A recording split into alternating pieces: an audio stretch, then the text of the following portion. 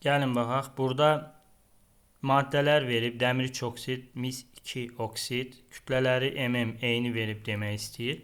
Reaksiya tərm sərf olunan hidrogenin miqdarı 0,5-dir deyir və m-i tap deyir. Gəlin baxaq. Dəmir 3 oksidin üstünə hidrogen gələndə biz bilirik ki, buradan alınır dəmir və su. Əmsallaşdıranda bura 3, bura 3, burada 2 düşür. Mis 2 oksidin də hidrogenlə reaksiyasından mis və su alınır. 1 mol. Bunların ikisində MR-i 160-dır. Bunları yerinə qoyub hesablayanda. Hərəsindən ayrı-ayrılıqda 160 götürəndə, hərəsindən 1 mol götürəndə 4 mol hidrogen sərf olunur. 3 bundan, 1 də bundan. Məsələn, hərəsindən M götürsəm nə qədər sərf olunacaq? X. Üzr istəyirəm. Burada X yazmayacağım. 0,5 yazacağım. Yəni bizə 0,5 deyir.